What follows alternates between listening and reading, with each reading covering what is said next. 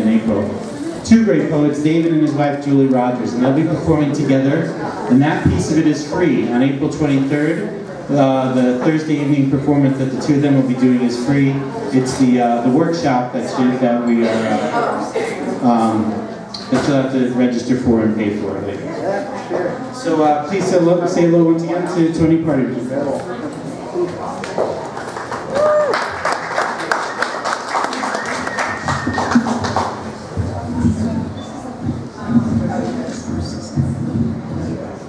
I hope you enjoyed the break.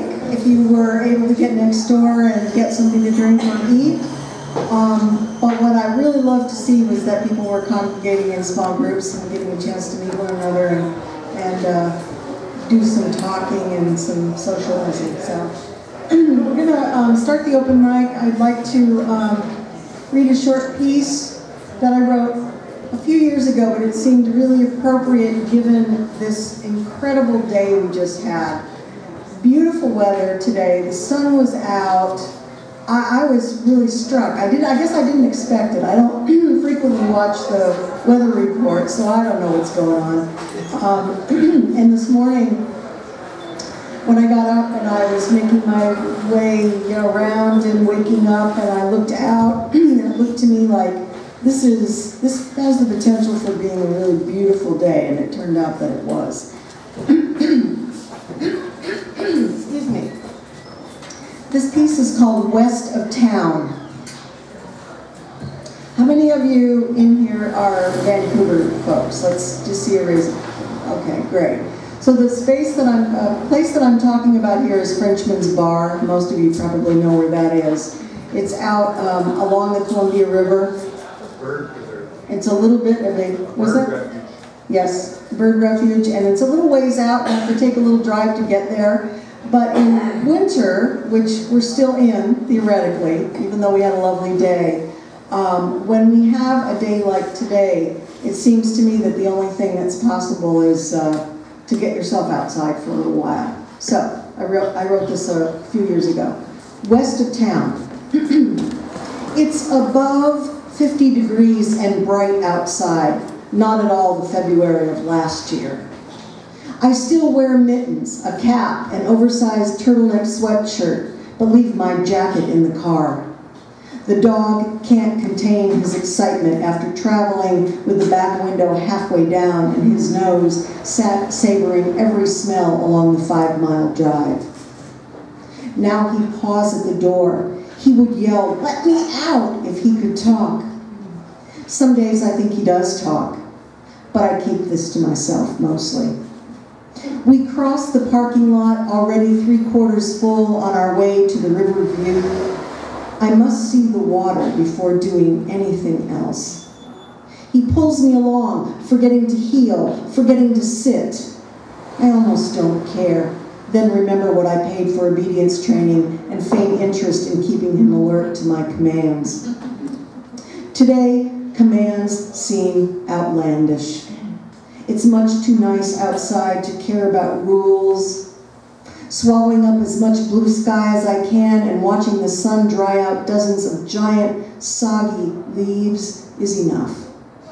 I'm content with this moment of me, dog, sky, sun, and crisp freshness all around. Today I came out of the cave for this. Left the fire and my blanket, my satellite movies and microwave popcorn. Today I don't worry about the cost of gas for an afternoon drive. I don't hear the cars race by or little kids tell parents to pedal faster on the bike trail. I don't hear the young freckled girl cry into her cell phone or the big trucks cough up fumes. I don't hear any of it, not today. Today I can see Mount Hood and Mount St. Helens and a tiny bit of Mount Adams. I can smell the pavement warming and imagine dime-sized rain puddles receding under fallen leaves. At first, I hear them far away, then closer, and then I see them, hundreds of geese like dots of peppercorns in the western sky. They are all heading my way, all honking and flying in my direction.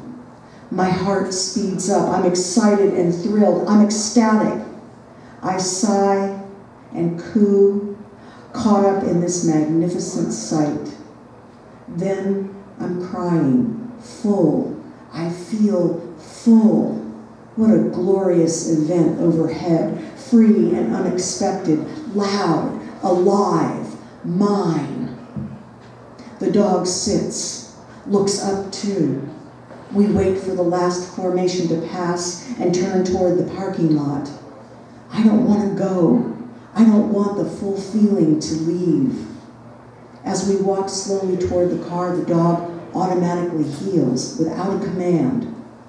I know how much he wants to please me. He can't possibly know that positioning his small, furry self right next to my left leg makes the full feeling last so much longer. Sometimes the beauty of things is simple. This simple.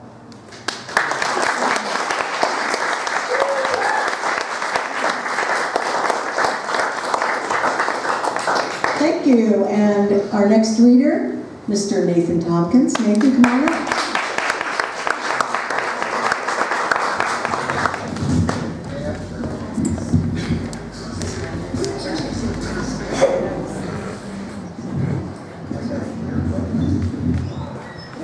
About a year and a half ago, someone was talking about her friend, the son of a friend of hers who had been killed in a car wreck a couple weeks after his 32nd birthday. And then I wrote a poem about it, and we became friends. And Ty was an Irish musician from County Cork. Well, my friend Carol had another tragedy a couple weeks ago when her son-in-law was killed in a motorbike accident. And since his wake is tomorrow, I wrote this just today, and so it's still kind of raw. Dan's Voyage. The words are on the surface of my tongue. Sorry for your loss. But they seem facile, inadequate, so my breath is mute. But please, use the shoulders to hold your tears, the arms to listen to another's beat, the ears to fill the memories, the whisk of his tune. These lit candles are lighthouses, placed in the windows to keep his vessel safe from the sea-carved rocks on lunar shores as he sails that last journey home.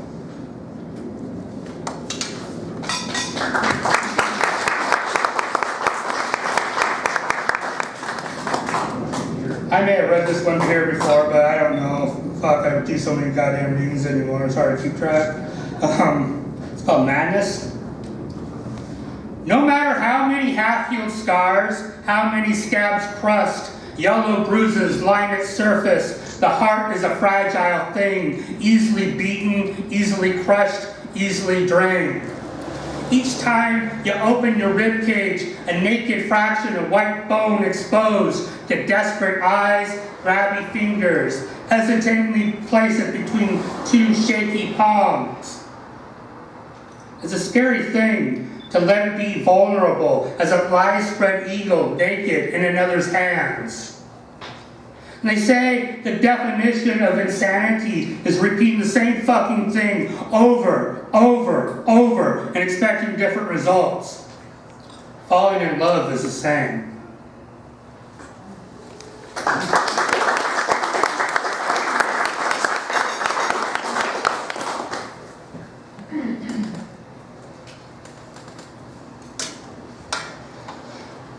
This is called My Wake. I am not afraid to die. It is just another step in the evolutionary process. However, I am afraid that there will be no one to hold my fragile, weakening hand as I lie on my final bed when the seconds web between each gasp breath grow, malignant, cancerous time.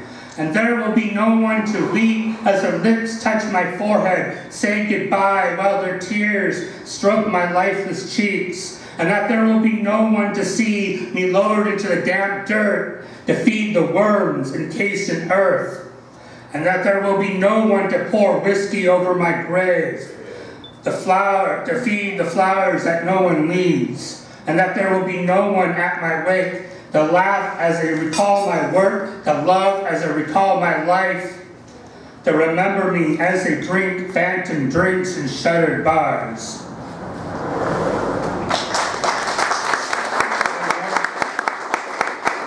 Grandview is a cemetery back home in North Idaho. It's a very peaceful place. It overlooks the Kootenai River and everything. It's actually literally a mile uphill from my grandparents' house. And we'll hike up there every once in a while, especially during the summers when I'm up home. And bring a bottle of whiskey and drink with some relatives. You sleep there. But anyway, it's called July in Grandview. I sit on the sprinkler-cooled grass, overlooks the Kootenai River, slither between the flood dikes, surrounded by friends and relatives. Hear the dead sing their ballad, hear the birds join in the refrain, hear the wind plays three-chorded punk rock dirges. And here I drink Black Bush, raise the squared bottle, toast the young, the old, the in-between. Share a little, drink, share a little more. Watch the grass get drunk, scatter sun-yellowed blades in a graveyard mosh pit.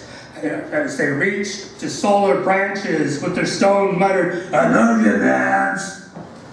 Or maybe I just sit here, observe the shadow's progress, and listen to our star declare, "I love you too." Thank you so much.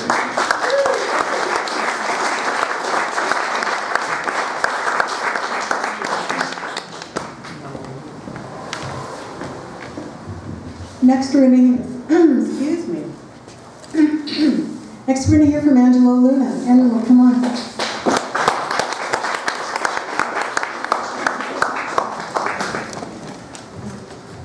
I'm going to use the last bit of energy I have tonight.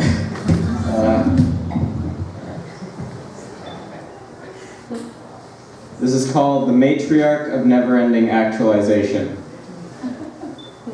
As I stare into the eye of creation itself, basking in the pure magnificence of a being so empty yet so full at the same time, I see stars, I see mountains, trees, water, I see nature, I see love. Let the rivers subside and let the mountains move.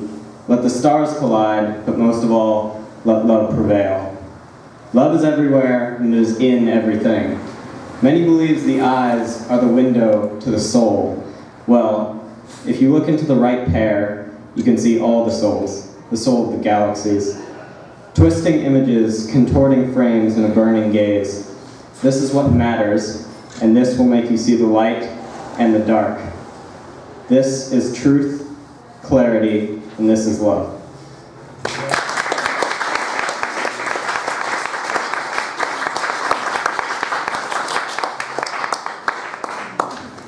Roxanne, come on down.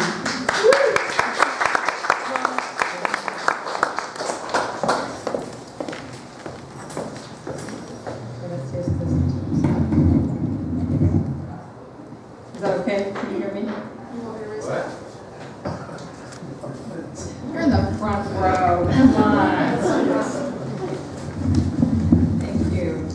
Thank you, short person.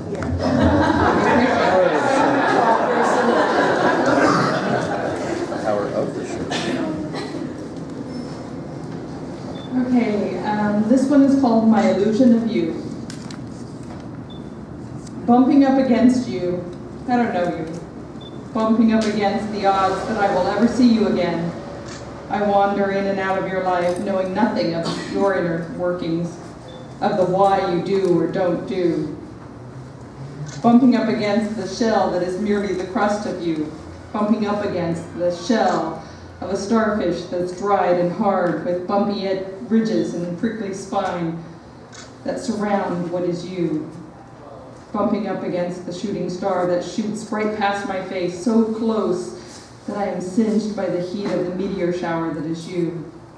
bumping up against the soft, billowy cushions that is you. Bumping up against the billowy sails of the vessel that is pushed by a gust of wind so cold that I shiver as you pass. Bumping up against a howling snowstorm so violent that I am knocked off my feet by the force that is you. Bumping up against the illusion of the seductive warmth that seeps into me as I lie on the frozen ground that is you. Bumping up against the flame burning blue that is you. Bumping up against the night sky filled with stars descending my body, burying me in the darkness that is you. Bumping up against my illusion of a ghost mist that is you.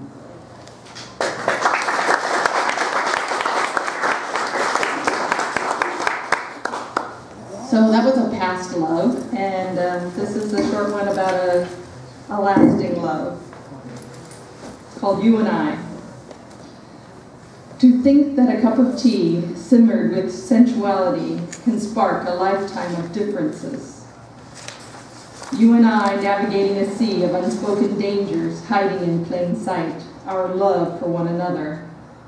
Born in winter, longing for spring, a long time in coming, to a society obsessed with a proper kind of love, denying the existence of virtue in the differences. You and I, the steam rising from the cup.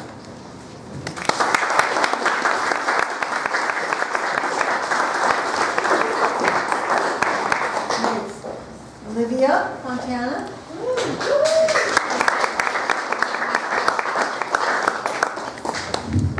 Toni? Yes? That's Olivia, but we can have her go first. That's Olivia. Okay, go ahead, and then we'll have Olivia come up next. Sorry.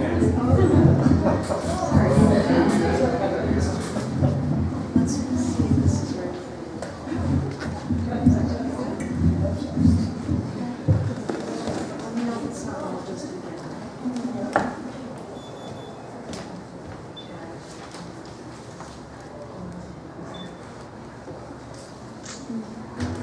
So my dad was in and out of my life, and I kind of wrote this poem about how everything made me feel about the situation, and I named it Torn Apart. So without further ado, here we go. I gave you my heart, and then you tore it apart. I have scars on my heart that won't ever heal because of you and your stupid old sex appeal. For every time that you lied in my bed trying to sleep, I'd always cry. I never would have thought you'd cheat, but now I'm tired and in defeat. You never truly loved me, Dad, because if you did, I wouldn't be sitting here and feeling so sad. Your words and actions, well, they're stuck in my brain. Now I'm stuck here, just crying in the rain. I should have known that you wouldn't stay, but now it's the price of love that I would pay. You said you loved me, but you don't show it at all, leaving me feeling so insignificant and so small. To our relationship, you said, screw it. You had one chance and you fucking blew it. My heart was yours, and all the blood pours from my wrist for every time that I've been kissed by those unfaithful lips. And every secret that you've let slip, I've tried to keep, and all it's made me do is want to leap. The blood seeps, cutting further and further deep, and you've made me sick. You've sucked out my happiness like a tick, and whenever I hear your name, all I get is tremendous shame, and my tears glisten on my face. Just thinking about you makes my heart race, and the tears start flowing non-stop, they just keep going. Emotions kicking into overdrive and starting to make me regret even being alive, even tearing me apart at the seams, and you're starting to appear in my dreams. I start to refuse to sleep, and so instead I just start to weep. And all my emotions to myself I shall keep. And I no longer want to sleep because in my dreams you actually care. You'd smile and sing and comb my hair. And you never were condescending, so I never felt like ending. My life was never in shambles, and my emotions were never scrambled. Who the hell do you think you are? You don't have to run around leaving scars. You're tearing me apart and creating more scars in my heart. And when all is said and done, I will be the one to leave you because I hate what you've become. Don't even bother looking so glum, because I'm never coming back to you for you. So boo-hoo, boo-hoo. I always tried to make you see that I was who you wanted me to be. I guess it wasn't good enough because you made my life so tough. Every day was a war with my mom. Why the fuck can't you two just get along? You didn't even have to lie, but since you did, I'm starting to die. Every day that you hurt me, something inside me broke, and all my tears and words I surely did choke. I never want to see you again for as long as I live. And to you, love, kisses, hugs, and songs was all I could ever get. I miss you. I love you. You're my world. I hope you're happy that I'm in turmoil. You shook my emotions all up like an earthquake, and I felt like no one could ever relate. And every time that you'd start to drink, I began to think and sink, deep into an oppression, a further oppression, almost obsession. Can anything help you with your mind-numbing addiction? I can't handle your fake love. You gave my life one final shove. Every second, every minute, every hour, made my tears fall like a shower. My love's like a candle, it'll burn bright. Sometimes people will blow it out and say goodnight. But love is something until the end I will fight, so no one else will ever have a sad and lonely night. My love for you was one of those special candles, but I guess it was too much for you to handle since you blew it out without giving me a chance, no doubt. And all I could do was pout about all the times when you and Mom would shout and made me have a lot of doubt, and I started to shut people out. And on the day that you came in my house drunk, my heart surely sunk, like the Titanic, and I never realized you were such a dick. I was a fool to believe that you would never leave. You never listened to me or my mom. So instead, you threw an atomic bomb at my heart, and then you had to depart. Goodbye, Dad. I'm tired of all this pain, all the crying and all the rain, all your bullshit and all your lies, and all your lame-ass pathetic goodbyes.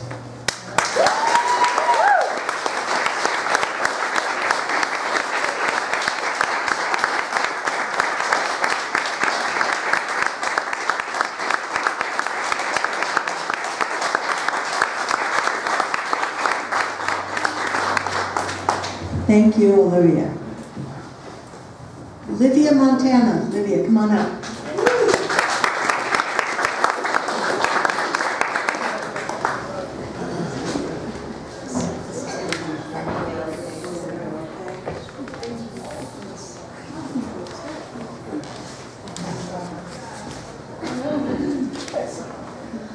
This poem is called Shape-Shifting Through the Stars with Whiskey Burning Through My Veins.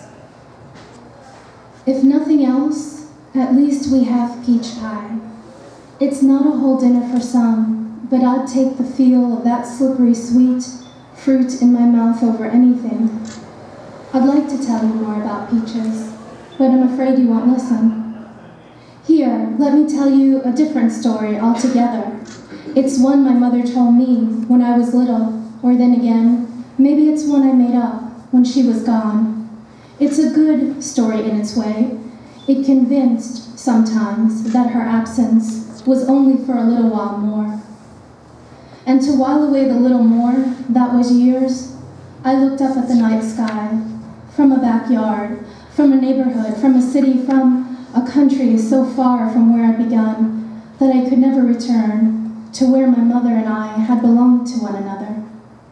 So I told myself that I was not this tower of bone that no words could climb, this bramble of blood that no fairy tale could reach. I was not this face from which she had turned away. And since I had no eyes that were able to see her face, what was seeing the sky could not be me. No. I was swimming through the stars. I was any animal I wanted that day. Real or imagined, the point was, the body that was imagining was not really mine. My stars were in the blood of the sky, or my blood was the stars of the sky. I would gladly give this body my beloved had given away. I would gladly travel for years through the veins of any story told. Anything to keep imagining that the body imagining was not home at all.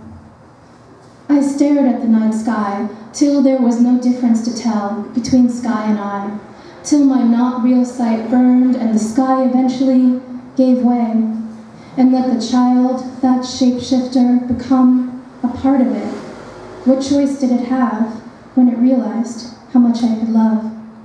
And there I was, and there I remain. You think I am here, eating peach pie with you again, but you'll find me nowhere. If you're listening, if you're really listening, then come find me there. I'll be singing, loud enough for you to hear, among the stars, my good friends, with whiskey, the ancient kind, burning through our veins.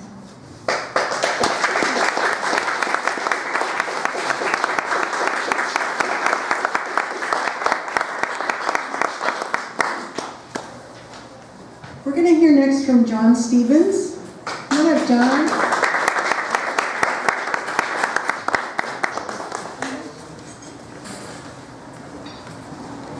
Thank you. I'm in Chris's class, so new poet, having fun with it. A lot of you have probably at some point gone from an apartment to a house, first house. House on Williams Way. Carolyn was in her third trimester, you just months away. Little apartment over on 9th, just months away from becoming a littler apartment. We had been looking all day. Your mom comes into a house and feels for the soul. I would know if this was to be our home by watching her face. Owner greeted us, old man, hunched over, shuffling, voice quavering. He made us tea. We sat in his living room, bringing it out in mugs, mine a pledge gift. Battered wooden loom, a decoy, sat on the mantel above the fireplace. Seems no one wants a house with just one bath.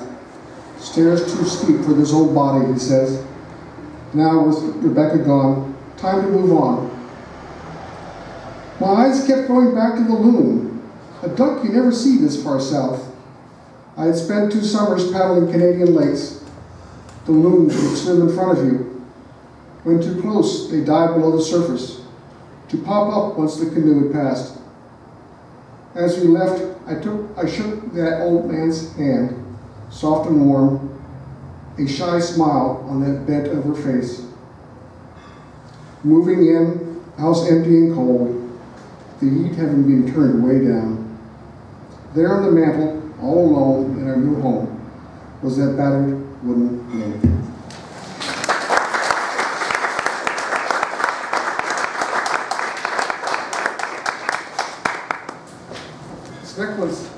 This next one's about climbing in the Schwagunks, which is a series of cliffs in New York State, which are often known as the Gunks.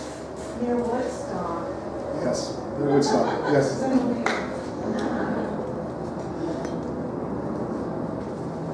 I was to lead this pitch, 50 feet up already.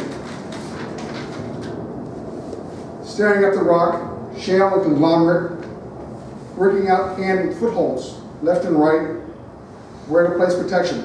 70 feet up, a ledge. Would be tricky, slightly overhang. Nice crack for jamming just below.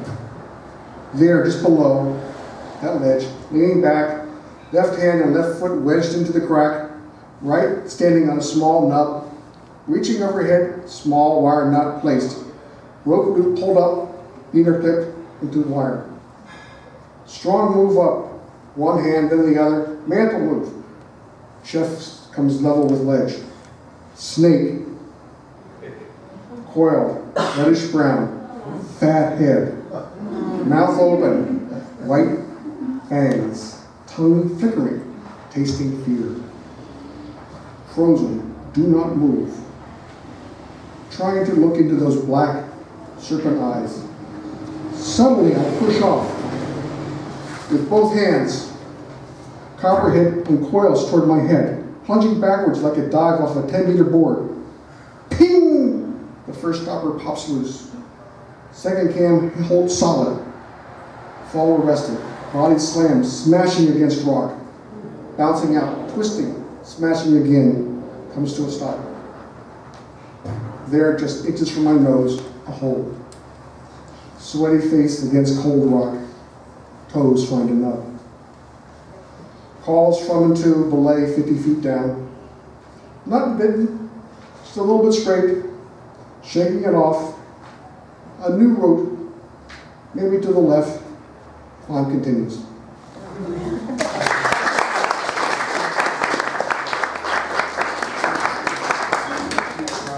And lastly, I have a nasty little demon that I keep in a jar out in the garage, half hidden, tucked up in a crevice. This demon is my demon, and he is nasty. And what is a he? Not that there aren't she demons. He has a name. I do not dare speak it. The demon wants to kill me. This I know the hard way. Friends, family, doctors, and a special healer helped. Knowing this demon, understanding his crafty ways, I would come to him for relief. He always smiling while pouring the glass. I can see that demon in the glass jar when I pick it up. Let me out. All will be forgiven.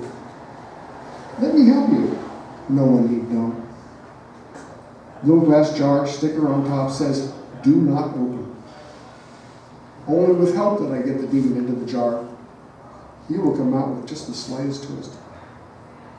So I keep the demon in a jar, up amongst the rafters, in the garage, only half hidden, never to go completely away.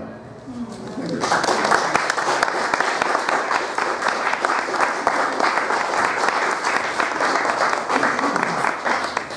Thank you, John. We're going to hear next from Edie Lemonnier.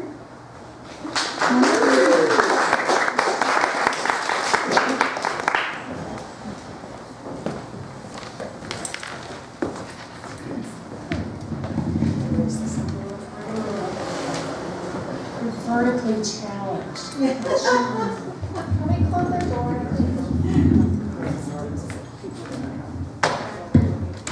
Yes.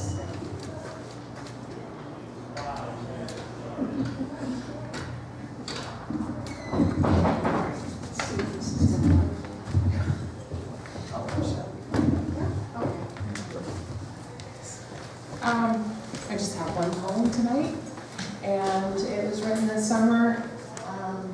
2014 really sucked for my family. We had 3 deaths in 7 weeks' time. And this was the one that killed us, nearly. This was one of my dad's younger brothers passed away. So this is for my Uncle David. It's called Lost. Can you hear me? Because I feel like I'm yelling. Okay. That week, when Friday was Monday, and Monday was still Sunday, and the edges of the watercolor days between bled together, child's markers pressed too long on thin paper atop a photograph where the picture shows through and swirls with the ink. That week, when everyone wept and no one slept, and I'm sure I said something of consequence, or maybe not. And I'm sure I did something of consequence, or maybe not. But now it's all mixed together. Child's finger paints layered too thick atop everything, will never dry, will always be sticky. That week when he died, and we all huddled without formation, and the world kept moving, and we remembered only that we had loved. Thank you.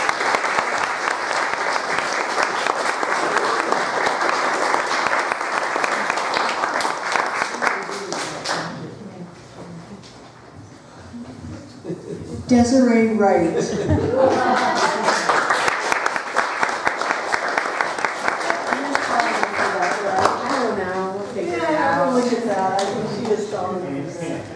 I'm shrinking as I get older. We don't want to talk about that. I know, right? So Edie said I could have her time because she told me I had to read what I brought and I couldn't make a decision because I was thinking about this whole love thing, and then this is also the time of the Academy Awards, so it's a Hollywood thing. So we've got a little love of self, love of power, love of rejection, love of being needed. So old Hollywood, circa 1990. Movie extra lunches with fame in Santa Monica. Country glamour moves up the food chain like primate evolution. High-dollar acting tips from those who didn't make it taught me to sit pretty at Gazzari's on Sunset. My first gig, 2-minute walk-on.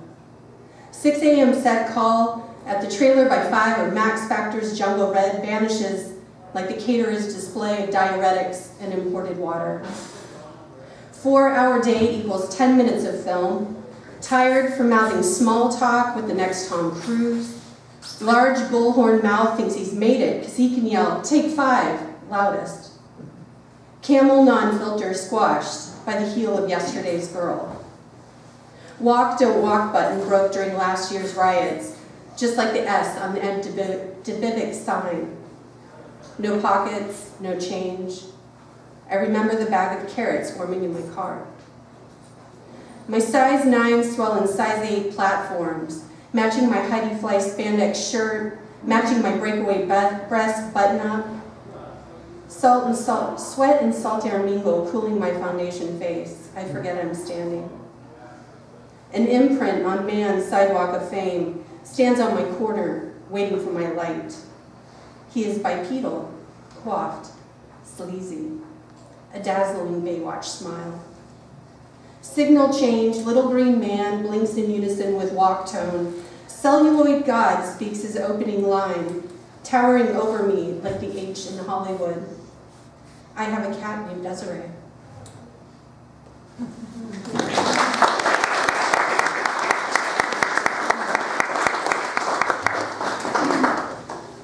Barefoot on imported marble.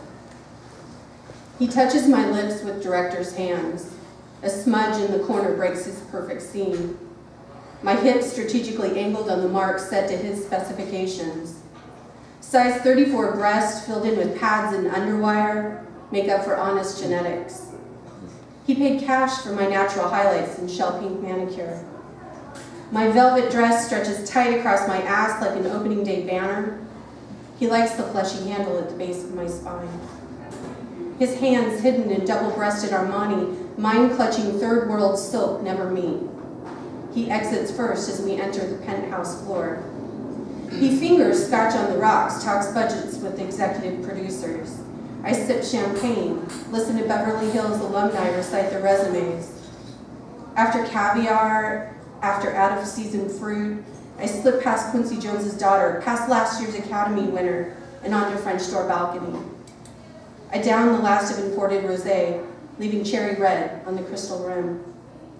Shoulder strap slips past my elbow. I leave it.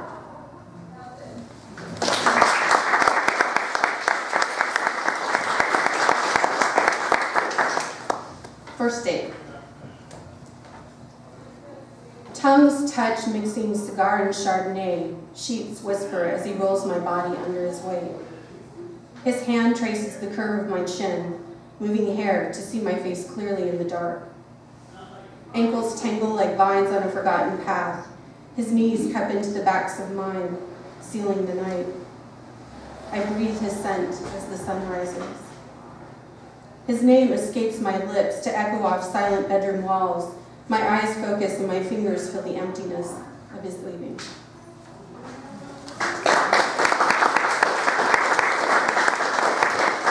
And the last one, sustenance. I've forgotten the angelic blue of your eyes that held me captive and exposed like a sea turtle caught on shore. I can't place the lilt in your voice as your British covered my name like a woolen blanket. I filled the sink, pouring bleach, mopping the kitchen at 4 a.m.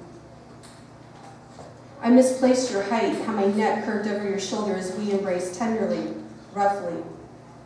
Your knowing smile formed from lips full like the harvest moon escapes my memory.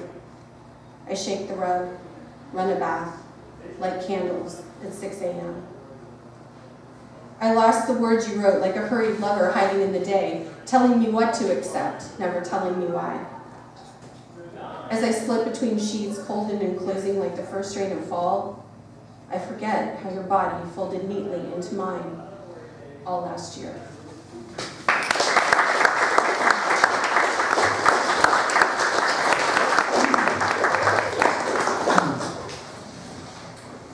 Next, we're going to hear from Doug Westberg.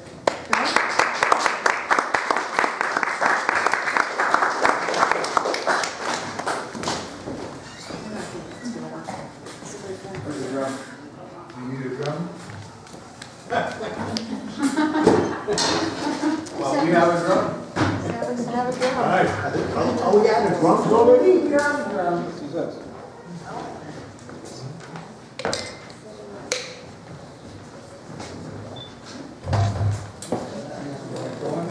You want to wear it?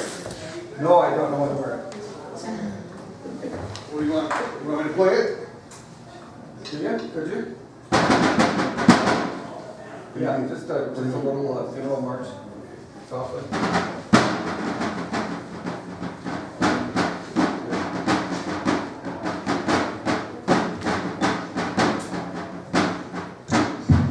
This is called The Fog of War.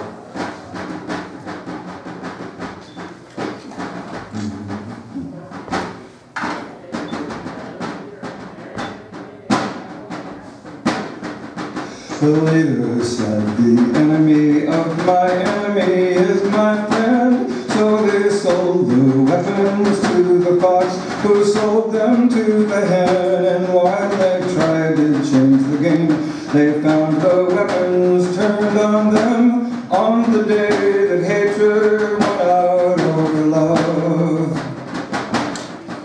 The zealots made a video and they said, you've been forewarned against corrupt and godless heathens. A vendetta has been sworn. The papers said the dirty bomb was made with parts from Desert Storm on the day that hatred won out over love.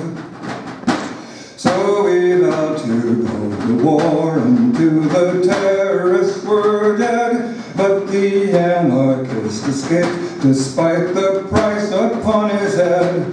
So the leaders raised a scapegoat and invaded him instead on the day that hatred won out over love. All the women wailed lamenting that their wounds had ever borne as the sons came home in boxes and the babies were deformed. The helpless leaders could but stand and watch their temple curtain torn on the day that hatred won out over love. The attack on native soil had left the nation full of dread. We must suspend the Constitution to be safe, the leaders said, and placed the specter of a mushroom cloud in everybody's head on the day that hatred won out over love. So when your leaders tell you that they know what's best for you, and when they say to conquer evil, you must do some evil too. Just remember all this time, this country still belongs to you. Before the hatred day that hatred wins out over love. Na na na na.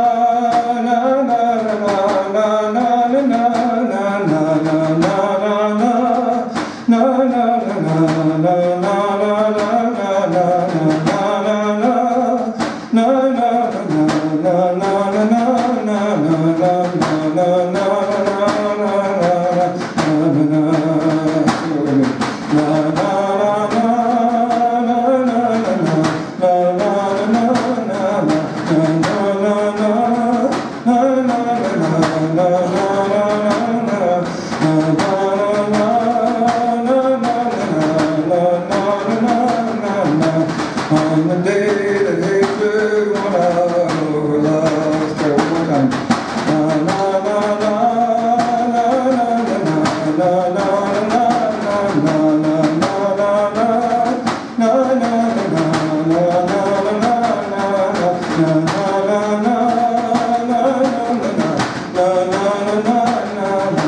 on the day that hatred won out over love.